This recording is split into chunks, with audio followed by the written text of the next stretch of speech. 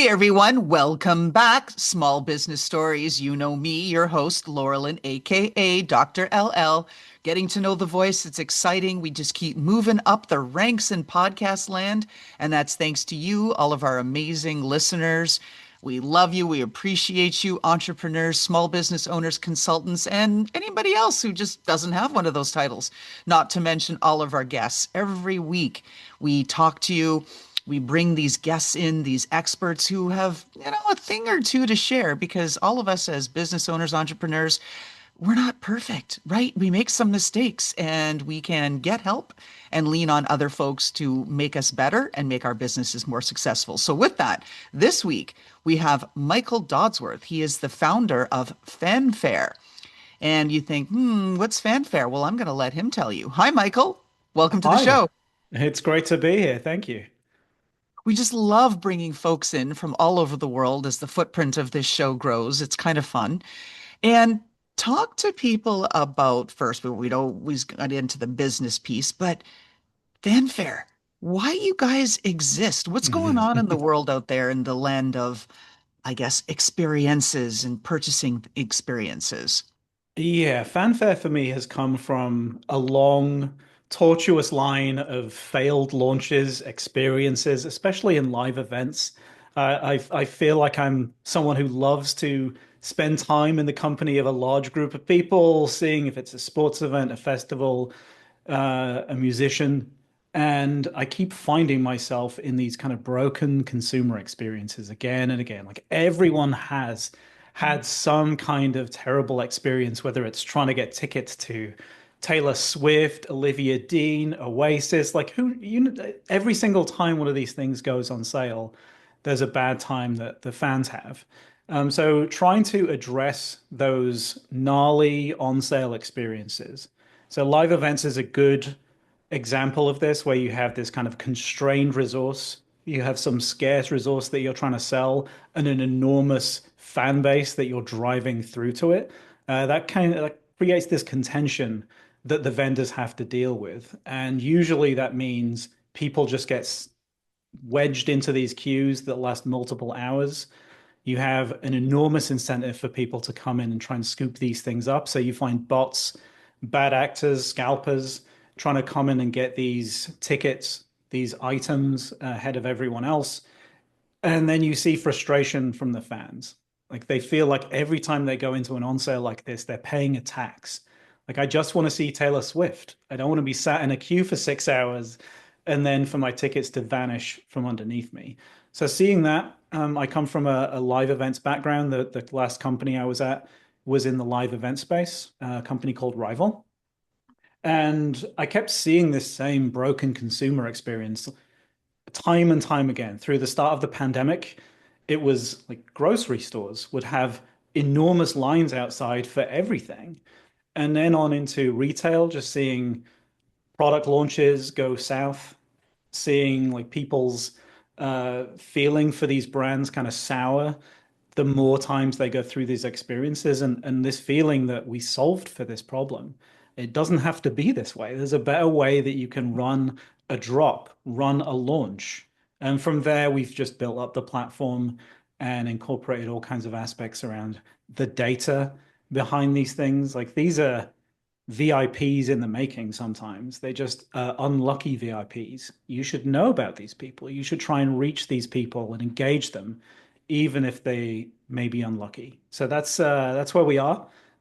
It's kind of a long-standing itch that needed scratching, and I didn't see anyone else addressing this.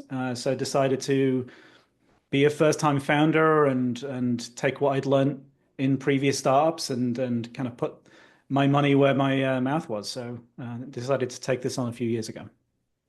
Excellent. So, first of all, I love that you said gnarly. I mean, that's just great, right? A good way to start. This is the gnarly problem, and I've chosen to tackle it, even though there are multiple behemoths with billion-dollar budgets already doing it. So, tell us what that feels like to be the Samson and Delilah, right? Going up against everything and everyone as the little tiny startup guy, the first-time founder.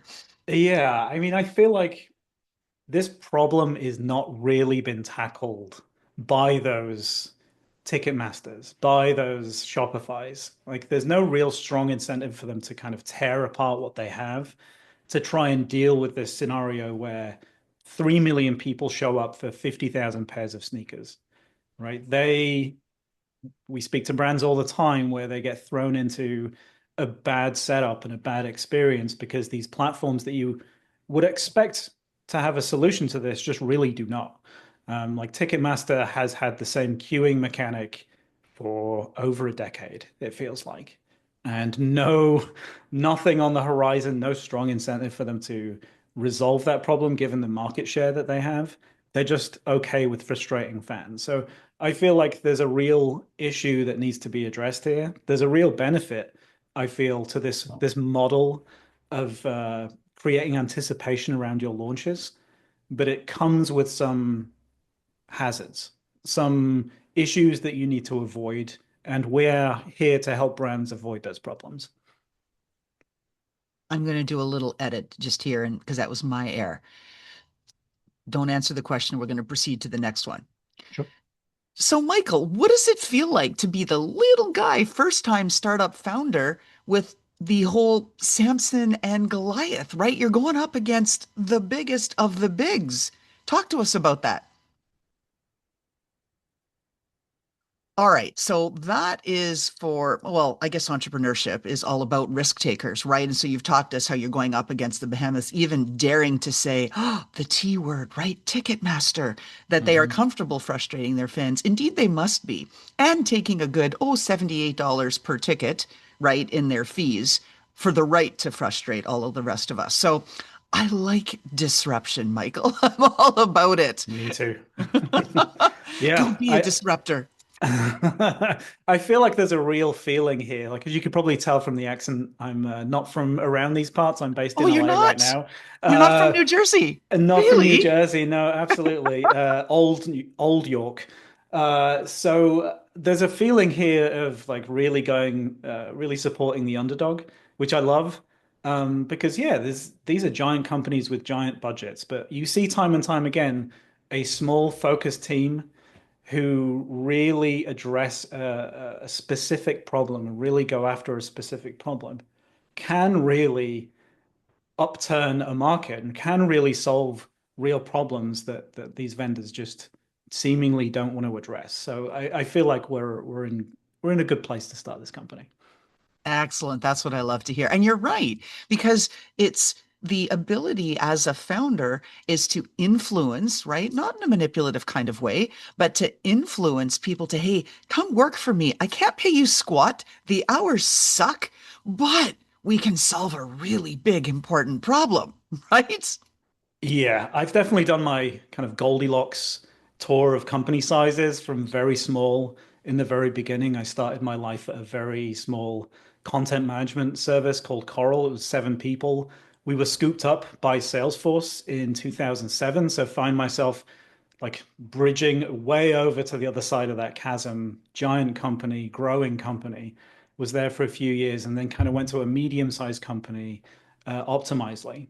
And what I felt, especially at Salesforce, is that you're so far removed from the customer and the customer's problem that you don't really feel it viscerally every day. Right? You can focus on your technical issues. Like I'm an engineer, I have an engineering background. You can focus on a problem that may not be something that customers really care deeply about. Maybe there's some other issue that everyone is screaming around that you're not seeing or hearing.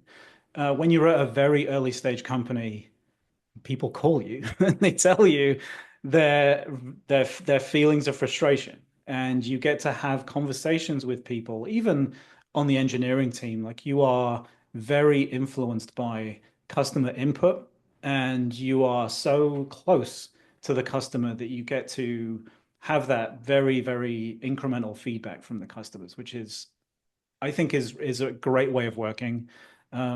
It's what I enjoy. It's what I've come back to time and time again. But it does come with some, like you say, long hours. You are frustrating customers if something goes wrong. Like you feel it, you hear it from them. But that's a good thing. That's a good thing that you hear it. When you don't hear it, that's when you can get misaligned and start building things that don't really solve any problems. Having done both, yes, I get it. And my, phone is going off and watch as we speak because I do have a customer issue, and that's just it.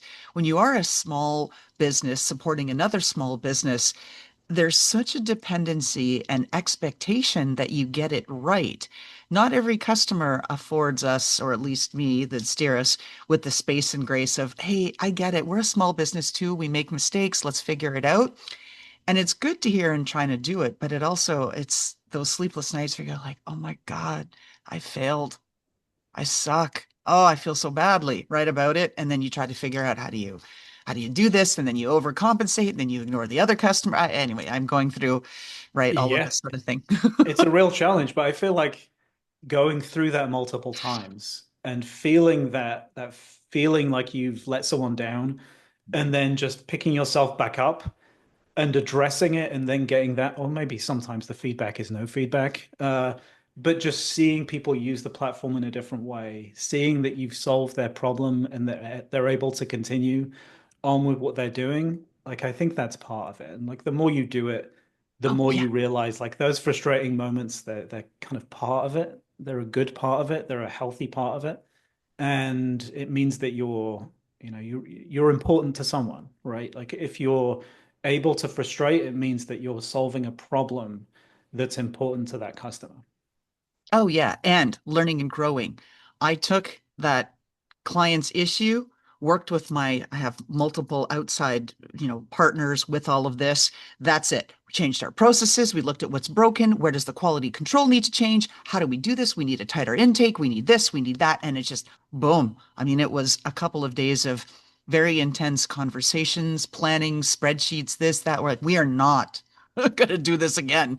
This is really Yeah. bad and bad on us for letting it happen. But if we can and get the space and grace to be able to do this again for other customers, we will show we have improved. We have learned much, right? Yeah. That's how No, it is. there's a real formative moments. Like I think back to my path as a human being. I think the most formative moments are the ones where you do something wrong, you step back from it, you try and figure out exactly what you could have done to address it, to avoid it, and you fix it. I think that's it's healthy.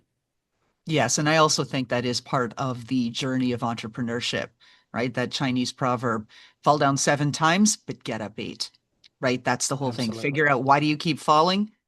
Stop it. Get back up and keep going, right? Yeah. It's so key. Yeah, I actually think you need to run at the things that you're least comfortable with.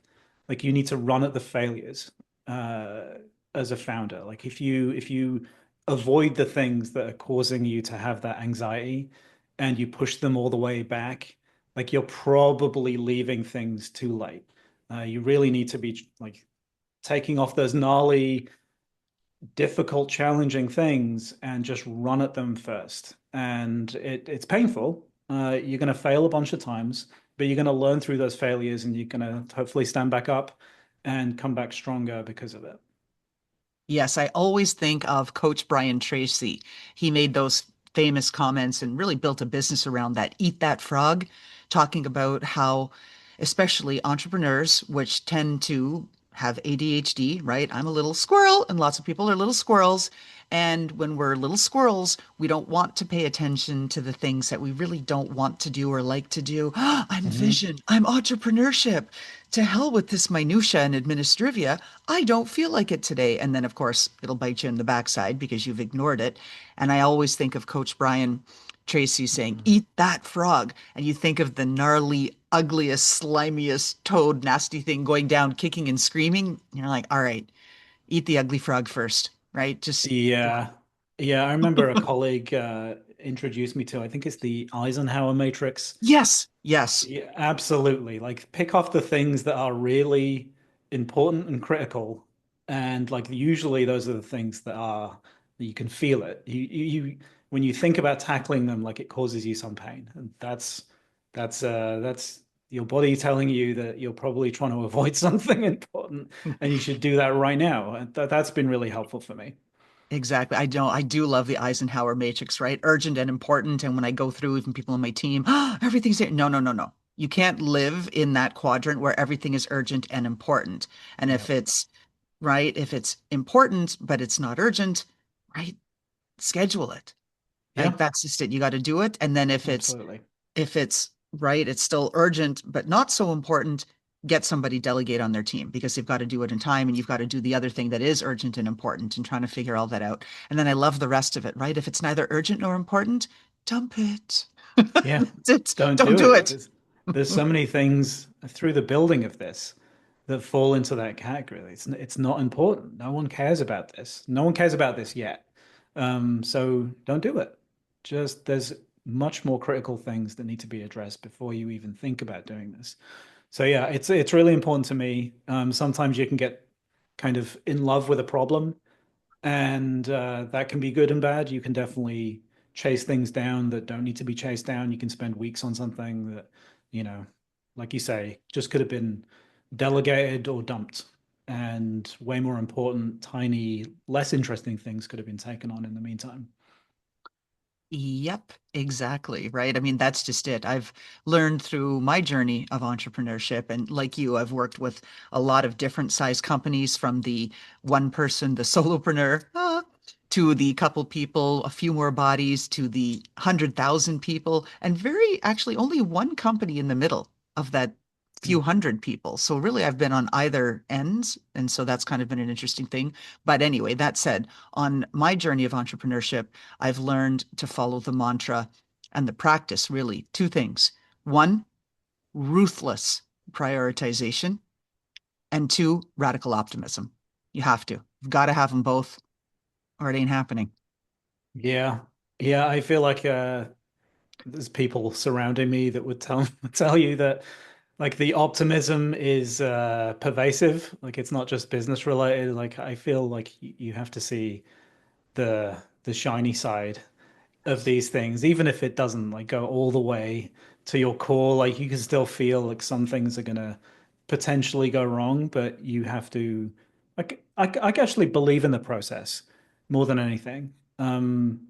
You know, things that are hard to do always feel insurmountable when you just kind of look at them from afar. Like starting a business and being successful seems like an insurmountable thing as a first-time founder. So don't tackle all of that. Just try and bite off those smaller pieces and address those and believe that just taking one step after the next, that you'll get there, right? No one climbs Everest by like really focusing on the peak. Like you have to think about the next place that you're going to reach and just put all of your effort into getting there. So that I'm a strong believer in the process. Yes, that is just it. Having the confidence and the optimism to do it and knowing it's going to be difficult. That's why I love in the show. I was bringing up there is no like bros and Lambos hashtag viral, right? And then you're out there and everywhere. No, no, Yeah. it's not It's exactly how hard. it It's hard. works. People don't care. People like in a good way. Like you have to really get yourself out there and understand what's going to resonate, what's going to work, what's going to move the needle, what people are going to pay attention to, where they're going to pay attention to it. I think that was an important lesson for us is that like we were reaching out to people through channels that, you know, that's not where our customers really were. Like our real customers are like they're on social media. They're not on LinkedIn for the most part. Like retailers, brands, and so on. They don't spend a ton of their time there. So just endlessly posting there is not going to move the needle. Like you really need to try and find these people where they're at and address them in a way that makes sense to them. And I love that you said they're on social media, not LinkedIn. I think that's been the downfall of LinkedIn ever since they started classifying themselves as social media. And Steve, people started posting bikini pictures on the beach in the summer. Really? No, no, Yeah. no, I'm a Yeah. purist about that. No, no. Yeah, it did seem like it kind of it's a little bit of Devolved. a mess of a thing. Yeah, Yeah, absolutely. yeah. But then Like again, some another big behemoth took over, and maybe that's part of the reason, right? Who knows? Who yeah, knows where all that went? it's a very strange place to be. I find it the most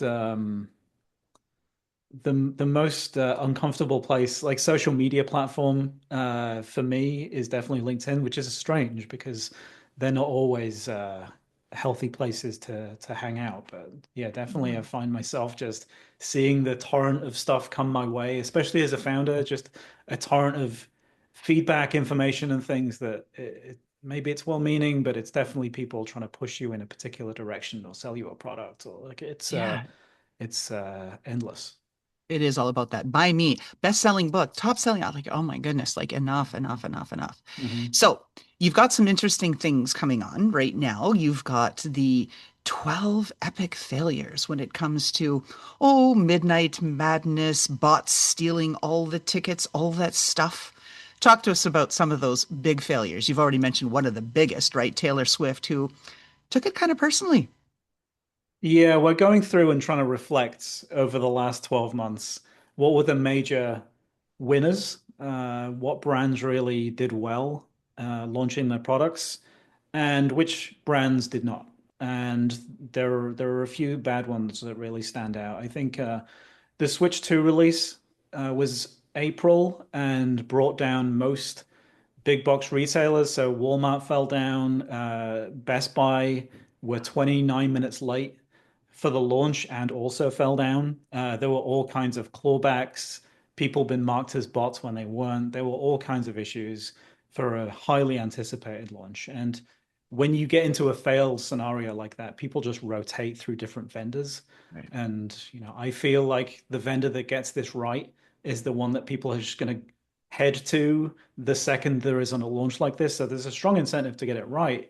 But in these moments, everyone got it wrong. And lots of frustration, lots of painful moments. A lot of people been dragged on social media. That was one that stood out just because I remember speaking to some of these retailers ahead of time and they knew it was coming. They knew it was going to be a huge issue and still it happened. So that was kind of a sad thing for me, knowing that we could have helped with those. Maybe next year, maybe the next launch that they have, they will use us. But that was definitely a nasty one. The last year, I think T Taylor Swift is a good example, but Oasis was also in Hmm. 2025, and that caused MPs to raise questions in the House of Parliament. There were all kinds of issues with Ticketmaster that were raised as part of it. I think I'm not sure if it was Oasis or Taylor Swift, but there was a quote from the FTC chair, Lena Hmm. Khan, which was, "This has done more to promote anti monopolization with Gen Zers than I ever could, just because people were so frustrated with those launches." And I was actually in the UK during the Okay. Oasis launch, and people found themselves in a wait list even if they weren't trying to get Oasis tickets. It was just across the entire Ticketmaster site in the UK. So people were trying to get tickets to Legoland and they found themselves in a 4 hour wait list. So incredibly painful. Like there's been more since then. Olivia Dean, there's been all kinds of issues, and I'm sure that'll continue on into 2026, sadly. So yeah, every time these things go on sale, there's all kinds of problems. People have tried themselves as artists to try and address these concerns, Mhm. but Ticketmaster really needs something like a fanfare to stand up in front of them to avoid these issues in future. Maybe they're listening. Hey, Ticketmaster. Hey. Hello, right? That's what we want. We want you listening. Now, you've also, we talked about New Jersey and making jokes that you are obviously not from here, but you've got some events coming up in New York City. And so just the other side of the Hudson from where we all are here in Jersey. What do you got coming up? Yeah, we've got NRF coming up at the start of January. So January 11th to the 14th, we're going to be in the expo there. So if anyone's in the New York area and they want to come and talk with me and just experiment with the platform and see what we can do, then please head over. And we're going to be doing some interesting stuff in real life next year. Like this is the launch of a product, activations, and so on. Like I really want to be the platform that people go to when they have a large launch at a stadium or during a festival and things like that. So we're doing some interesting stuff, and if you swing by, we can show you that stuff. Bold ambition. I love it. So this is exactly what we need and we want to hear for the new year, right? It can be done. Believe it, dream it, make it happen, right? Now, where can folks find you, find more about Fanfare? Yeah, you can head to fanfare.io. We have an ever-growing set of case studies and blog articles, including the 12 failed drops of 2025. If you want to head there, people can find me on LinkedIn. That's a good way to just grab some of my time, just schedule some of my time, and always love talking about this stuff. If you have a launch upcoming, if you're an up-and-coming brand and you're a little concerned for your launches, your first launch, please reach out. Excellent. Now, last question. It is our signature question. Michael, if we peeked into that closet of yours, is there a pair of footwear, boots, shoes, otherwise, or clothing or accessory that just personifies who you, Michael Dodsworth, are? Well, I'm an aspiring sneakerhead, so I have this alarmingly large wardrobe filled with shoes. It's getting an embarrassing size. I think there's a pair of shoes that they're not my favorite, but they have a lot of meaning attached to them now. Hmm. There's a pair of Eureka's Dunks that I got as a gift a few years ago. This is a collaboration between Eureka's and Nike. They Mm. are the they're the sneakers that I wore the first time we did an in real life event at Complex Con a few years ago. And Complex Con is a place that people parade their best and most lusted after streetwear Ah, okay. sneakers and so on. This was my attempt, and they are incredibly uncomfortable. They're maybe a half a size too small, and I was on my feet for a good, I'm going to say 13 hours each day, and they my feet have probably taken some permanent damage from these things, but they have a privileged place in my closet just because they have so much good times attached to them. As someone who has suffered for beauty, squishing her feet into shoes really not meant to be worn and walked in. Yeah, Hmm. I get it. I hear you. Yeah, So, with that, Michael Dodsworth, CEO of Fanfare.io, we wish you all the best of success in 2026. Never stop going after the big guys, right? If you see the problem, go for it, go fix it, and good luck to you. absolutely. Thank you.